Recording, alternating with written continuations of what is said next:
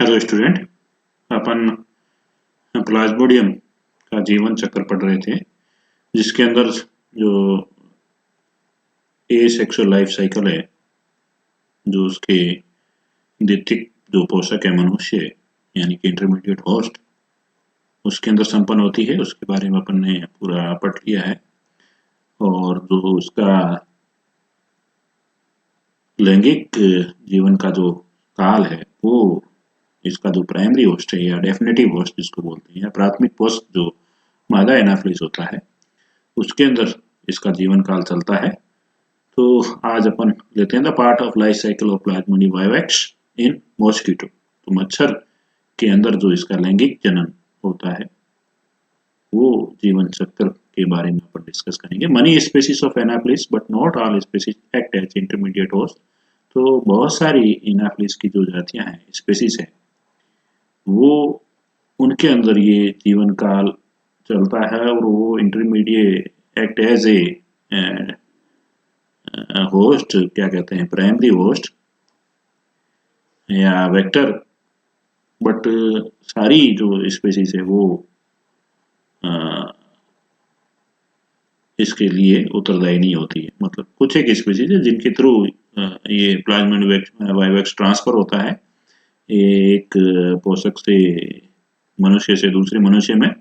But जो सारी प्रजातियां हैं एनाफिलिस की, वो ट्रांसमिट नहीं करती। If the gametocytes are sucked up along with the human blood by female Anopheles, जब एनाफिलिस जो मादा एनाफिलिस है ह्यूमन के ब्लड को सक करती है, यानी कि उसको मील के रूप में फीड करती है, तो उसके साथ जो गेमेटोसाइट्स है, अपने चर्चा की थी पिछले लेक्चर के थ्रू, के गेमेटोसाइट्स जब तक पड़े रहते हैं मनुष्य के अंदर, यदि जब तक वो जीवित रहते हैं तो उनको सक कर लिया जाए एनाफिलिस के द्वारा, तब तक ठीक है, नहीं तो अन्यथा वो उसी के अंदर डीजनरेट और उनकी डेथ हो जाती है मनुष्य के ब्लड के अंदर ही।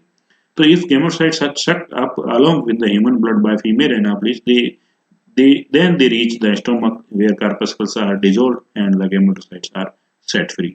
तो वो गेमेटोसाइट्स का अपन ने ये भी किया था कि वो इंट्रासेलुलर है, मतलब आरबीसी के अंदर उनका डेवलपमेंट होता है मेरो साइजोन से।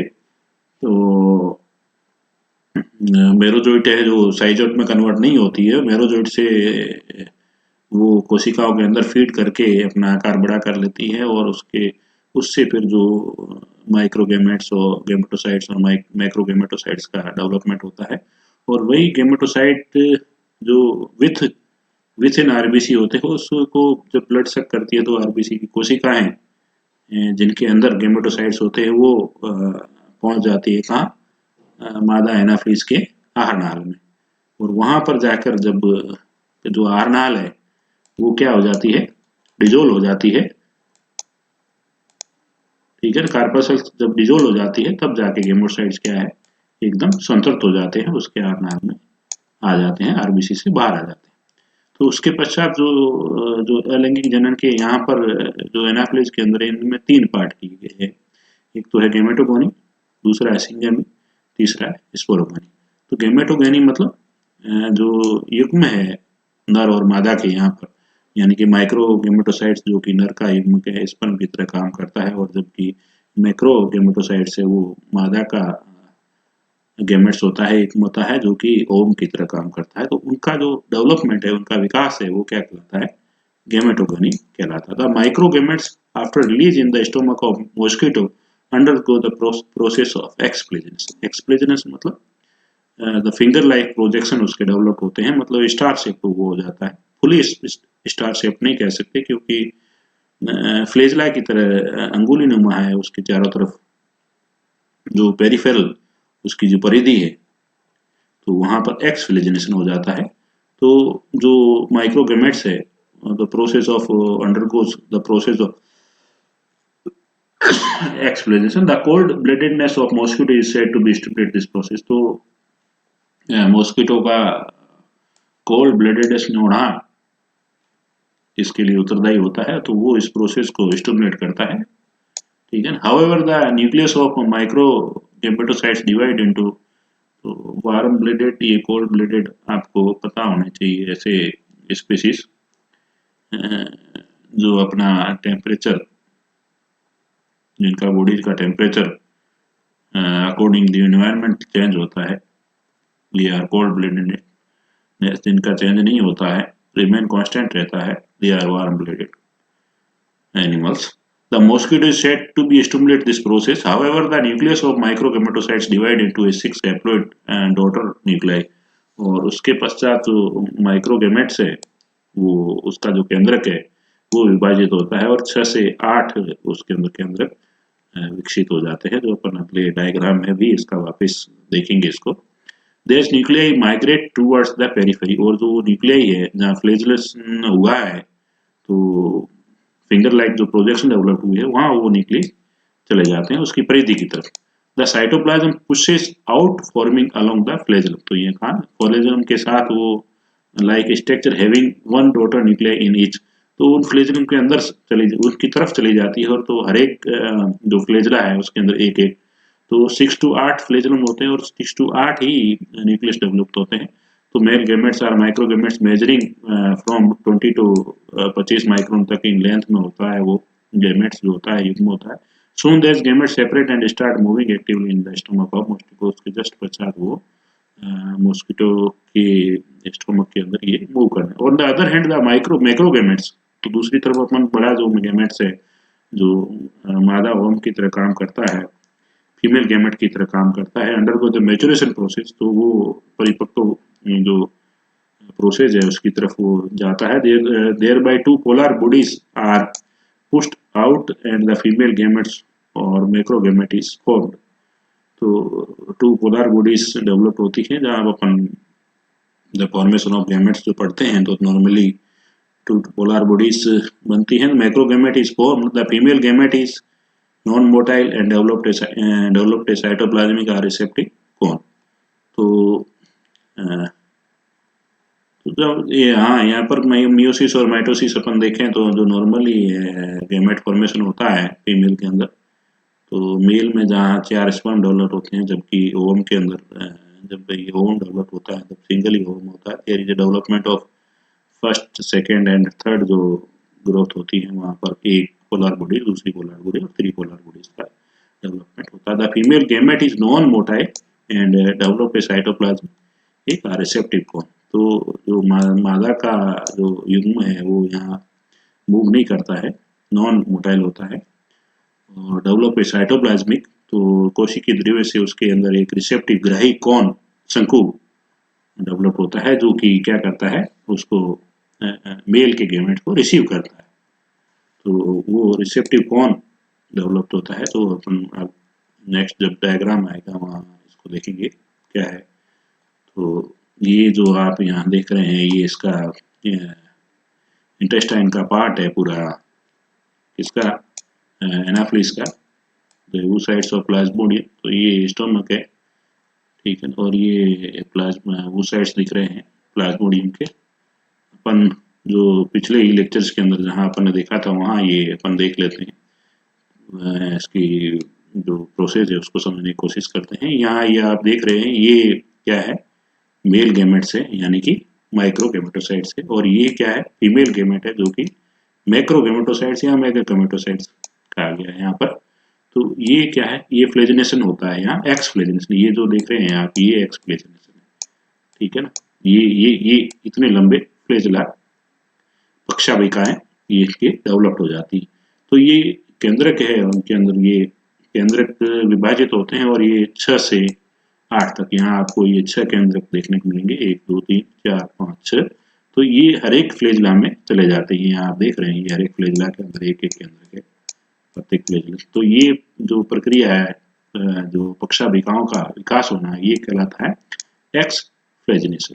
तो और यहाँ पर अपन ने जो भी जितने भी स्लाइड्स में अपन ने देखा ये जो मैक्रो या मेगा गैमेटोसाइट्स है वो डेवलप्ड होता है, और उसके अंदर ये जो देख रहे हैं ना ये रिसेप्टिव कॉन जो साइटोप्लाज्मिक ओरिजिन है, कॉन ऑफ रिसेप्शन कहा गया है, जो क्या करता है इसको माइक्रोगैमेट्स को रिसीव करता है, जो यहाँ पर आप ये देख रहे हैं यहाँ पर ये इसने इसको रिसीव किया है जहाँ से ये ग्रहण करता है उसको, तो ये ग्राही शंकु कह सकते हैं इसको, कॉन ऑफ रिसेप्शन। तो उसके पश्चात ये ओकिनेट्स डेवलप होते हैं जिसको अपन आगे पढ़ेंगे ये वर्म लाइक स्ट्रक्चर डेवलप होता है, जो कि इसकी जो भित्ति है स्टोमक वाल को ये ब्रेक डाउन करते हैं, इसको इन्वेड करते हैं, और उससे फिर ये कहाँ आ जाते हैं, इसके हीमोलिम्फ में आ जाते हैं।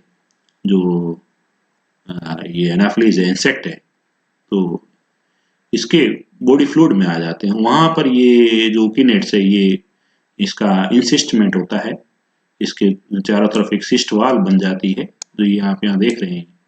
तो ये यहाँ पर ये क्या कहलाता है, ओकिनेट्स के बाद oocytes यहाँ पर कहलाता है इसके। और अंदर ही अंदर इसके अंदर जो माइटोसिस चलता रहता है, जिससे बहुत सारे स्पोरोजोइट का फॉर्मेशन होता है, तो वो क्या कहलाता है, स्पोरोगोनी कहलाता है। तो ये जो डेवलपमेंट हुआ है, ये यहाँ से लगाकर यहाँ तक का, ये क्या कहलाया, गेमेटोगोनी। ये एक्सप्लिनेशन टाइप का, और यहाँ पर कौन ऑफ रिसेप्शन बनने तक का। तो ये मैक्रोगेमेट्स का डेवलपमेंट हुआ है, ये माइक्रोगेमेट्स का डेवलपमेंट हुआ।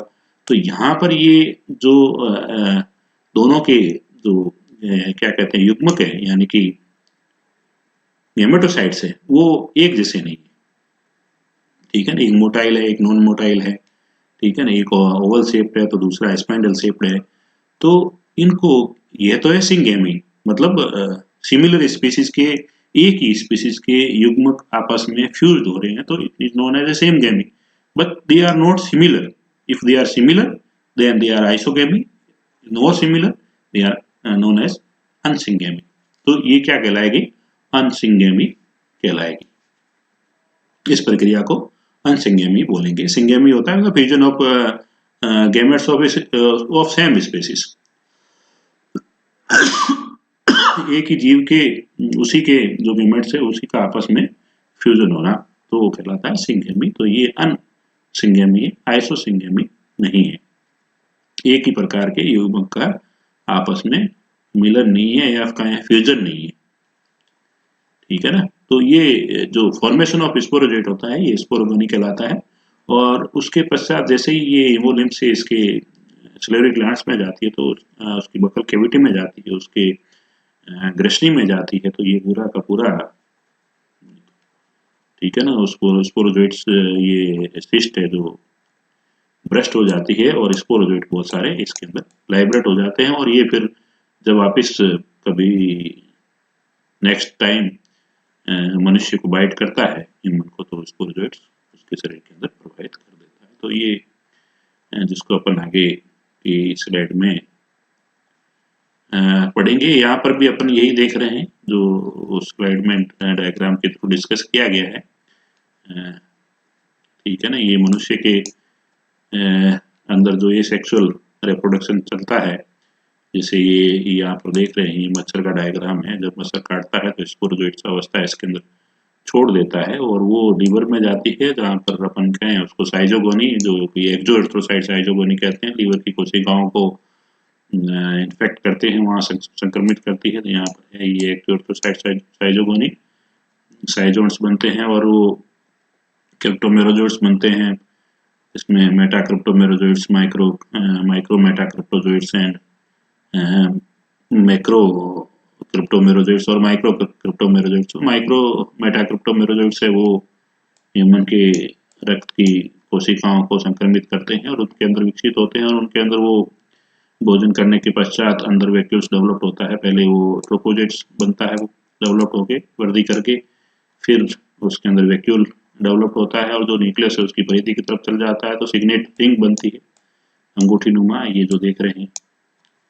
और उसके पश्चात अमोबॉइड शेप का वो बनता है, उसका डेवलपमेंट अमोबॉइड आकार का होता है, ठीक है ना। फिर साइजोट बनते हैं, साइजोट्स बनने के पश्चात जो हिमोजोइन के कण इसके अंदर आ जाते हैं, जो कि और स्किपनोटोड्स आरबीसी के अंदर डेवलप हो जाते हैं, और वो फिर साइजोन मल्टीप्लिकेशन करके बहुत सारे मेरोजोइट्स बनाते हैं। मेरोजोइट्स की वजह से ये जो आरबीसी है ये वीक हो जाती है, और मेरोजोइट्स ये रेप्चर्ड हो जाती है और फट जाती है, जिससे मेरोजोइट्स बाहर आ जाते हैं, ठीक है ना। और कभी कभार जब ये साइजोट नहीं बनते हैं और जो मेरोजोइट्स है इसी के अंदर रहता है, और वो फिर गैमेट्स डेवलप हो जाते हैं, जैसे गैमेटोसाइट्स फॉर्मेशन या गैमेटोजेनेसिस कहें, तो वो वहाँ डेवलप होते हैं। नहीं तो फिर ये जो मेरोजोइट्स रहे हैं ये वापस नई कोशिकाओं को संक्रमित करेंगे, और यदि गेमेटोसाइट्स बन जाते हैं तो फिर ये जब वापस मॉस्किटो काटता है तो एक तरफ ये स्पोरोजोइट छोड़ देता है, तो दूसरी तरफ ये गेमेट्स को ग्रहण करता है, और वो गेमेट्स फिर इसके आहार नाल में जाके गेमेटोगोनी और सिंगेमी, और सिंगेमी के बाद स्पोरोगेनी का प्रक्रिया चलती है, जो कि यहाँ पर जिसको बोले सेक्सुअल लाइफ साइकिल प्लाज्मोडियम का, जो कि किसमें होता है, मादा एनाफेज में होता है, जबकि जो ये सेक्सुअल लाइफ साइकिल है वो मनुष्य के अंदर चलती है। तो ये वही चीज है जो पहले के डायग्राम में देखने को मिली, और ये जो डिनोटेड किए गए इन्फेक्टिव स्टेज और ये डायग्नोसिस अवस्था है, तो ये डायग्नोस्टिक स्टेजेस है, जो ट्रोपोजोइट्स है, सिग्नेट रिंग है, ठीक है ना, साइजोन्ट है, these are the stages which can be diagnosed through medical facility जितनी भी होती है, और जो इन्फेक्टिव स्टेज है तो वो आपको यहाँ देखने को मिलेगी, ठीक है ना।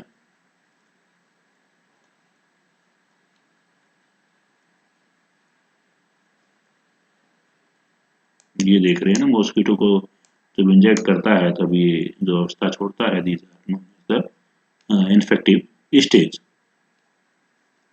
जो स्पोरोजोइट है, ठीक है ना। तो ये आई डिनोट कर रहा है इन्फेक्टिव संक्रमित अवस्था को, और डी डिनोट कर रहा है जिस अवस्था को डायग्नोसिस करके पता लगाया जाता है कि भाई ये इसके रक्त में, जो पेशेंट है, रोगी है, उसके रक्त में ये अवस्था है और उसको मलेरिया हो रखा है।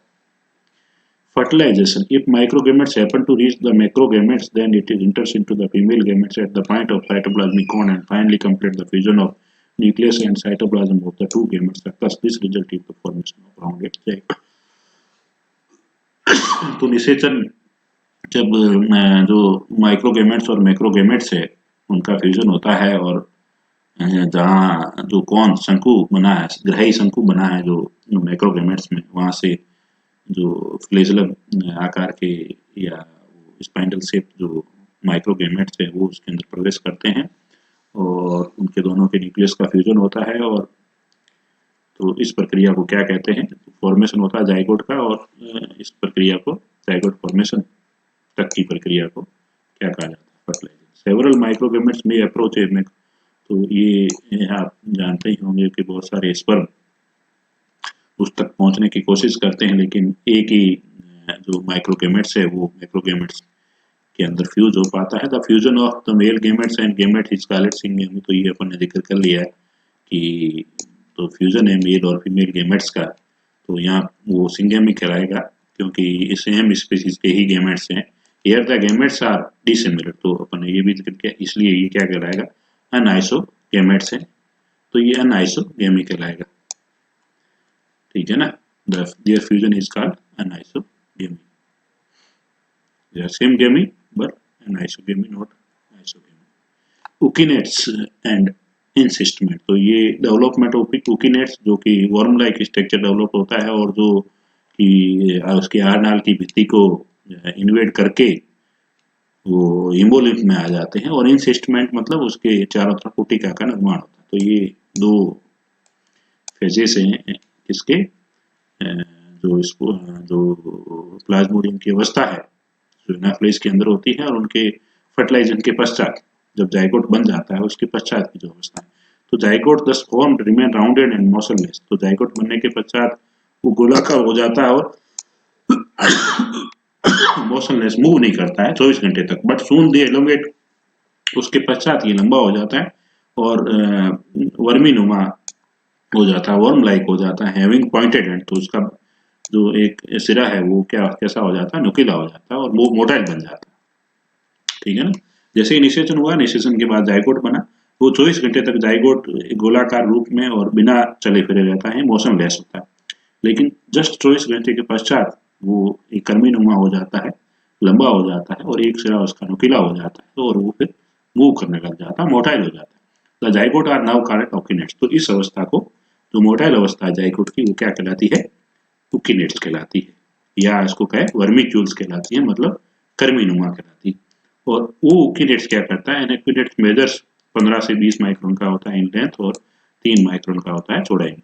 और वो यूकिनेट्स क्या करता है, the ookinetes moves and bores through the wall of the stomach of the mosquito and comes to lie beneath the outer epithelium layer.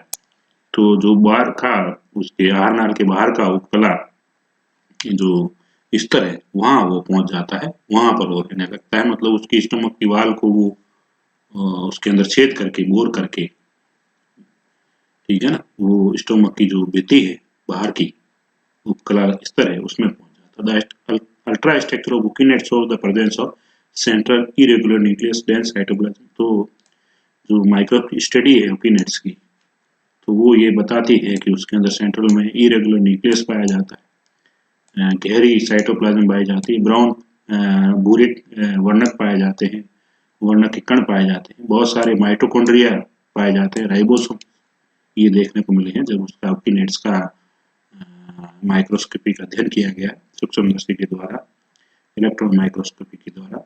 It is also show the presence of contractile fibres the microtubules. तो इसके अंदर ये भी देखने को मिले कि उसके अंदर जो संकोचन तंतु है वो भी देखने को मिले और माइक्रोट्यूब्यूल्स भी देखने को मिले यूकिनेट्स के अंदर। However they here they become spherical and secrete a thin layer. तो ये क्या कहते हैं, इंसिस्टेशन जो है पुट्टी का निर्माण, जहाँ पर पुट्टीकरण होता है उसको, वो प्रोसेस अपन इस स्लाइड के थ्रू पढ़ेंगे। है हेयर दे बिकम स्फेरिकल, उसके पश्चात ये क्या करते हैं, गोलाकार हो जाते हैं। कहाँ पर, वहाँ जो भित्ति है बाहर की जो कला है इसका हार नाल का वहाँ पर, और इलास्टिक मेम्ब्रेन उसके चारों तरफ एक रबर लाइक सिस्ट का डेवलपमेंट करते हैं, पुट्टी का डेवलपमेंट, पुट्टी का। The cyst is also partly secreted by the surrounding tissue of the stomach. तो वो किससे सिस्ट बनती है, जो आहार नाल है, अमाशय है, उसके जो ऊतक है उनसे बनती है। Thus the ookinetes become insisted and this condition is it is referred to as oocyst। तो उसके चारों तरफ सिस्ट का बनना और इसके बनने के पश्चात जो वो फेज है वो क्या कहलाएगा, oocyst कहलाएगा। The oocyst grow in size and sometimes called sporon। तो ये फिर ये अपना आकार बढ़ाता है और वो वृद्धि करता है अपने साइज में, तो ये क्या कहलाता है, स्पोरोन भी कहा जाता है इसको। एज मनी, तो ये सिस्ट फॉर्मेशन की प्रक्रिया भी क्या कहलाती है, encystment. The formation of cyst is known as encystment या सिस्टेशन भी कहते हैं। As many as 50 such oocytes can be seen on the stomach of the host mosquito। तो 50 oocytes can be seen, तो उसके अमाशय की जो भित्ति है उसके ऊपर करीब करीब 50 oocytes देखे जा सकते हैं। Howard 1900 has observed that the यूकिनेट्स which fail to in boring stomach wall pass out from the mosquito body with the fecal material।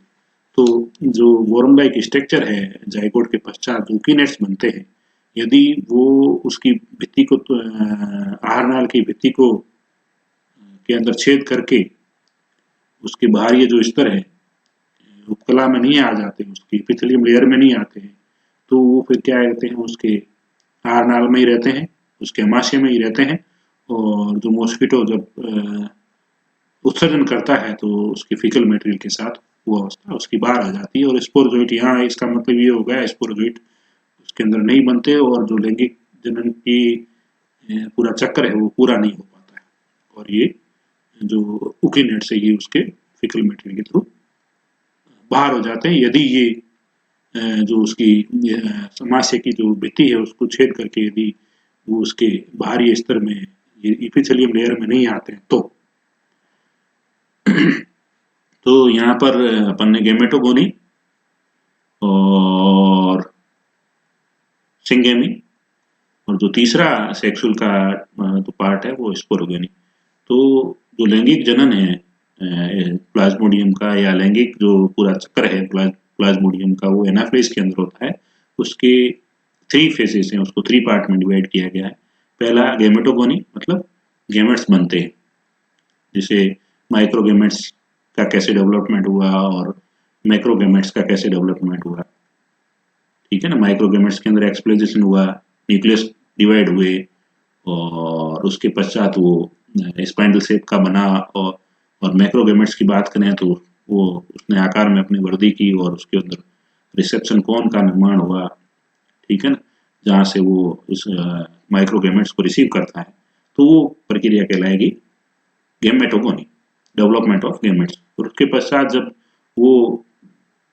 जब उसके अंदर रिसेप्शन ऑफ कॉन बनता है और वहां से वो माइक्रोगेमेट्स को रिसीव करता है और वो दोनों गेमेट्स आपस में फ्यूज हो जाते हैं, तो वो क्या कहलाती है, सिंगेमी। ठीक है ना, जिसको अनआइसो सिंगेमी वहां पर कहा गया है या अनआइसोगेमी कहा गया है। तो देख लें क्या कहा गया है इसको, अनआइसोगेमी कहा गया है, मतलब सिमिलर, एक ही आकार के गेमेट्स नहीं है, मतलब डिसिमिलर टाइप के अनआइसोगेमेट्स है, एक जैसे नहीं है। ठीक है ना, तो fusion of gametes of same species known as syngamy, male and female gametes होते हैं, तो ये लेकिन ये एक जैसे नहीं है, these are dissimilar in shape. That's why the fusion of such type of gametes which are not similar are, या कहें कि dissimilar gametes fusion is known as anisogamy। तो तीसरा जो पार्ट है सिंगेमी के बाद का, गेमेटोगोनी के बाद सिंगेमी, सिंगेमी के बाद का वो है स्पोरोगोनी। तो the nucleus of oocytes first divide, तो जो oocytes का न्यूक्लियस है वो डिवाइड होता है by meiosis and then mitosis several times, जिसको ये जो डिस्क्रिप्शन है ये डिस्क्राइब किया है बनो ने 1959, and it cytoplasm developed vacuoles forming a faintly outlined cell called स्पोरोब्लास्ट। तो इसका जो साइटोप्लाज्म है उसके अंदर बहुत सारी रिक्तिकाएं विकसित होती है, जिसको स्पोरोब्लास्ट कहा गया है। The particles of chromatin arrange themselves around the periphery of each sporoblast, जो शरीर हर एक स्पोरोब्लास्ट है वहां पर जो क्रोमेटिन के कण हैं वो व्यवस्थित हो जाते हैं। Then the cytoplasm forms a cylinder spinal shape haploid cells known as sporozoites. तो उसके पश्चात जो कोशिका द्रव्य है उसके अंदर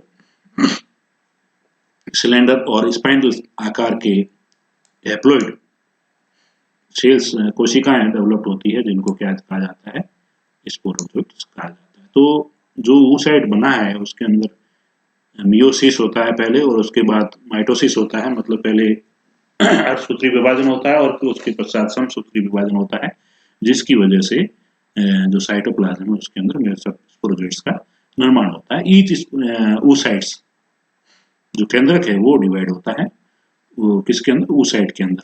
तो उसकी वजह से हैप्लॉइड स्पोरोजोइट्स बहुत सारे बनते हैं, जो कि अर्धसूत्री विभाजन से और समसूत्री विभाजन से बनते हैं, किसके, केंद्र के।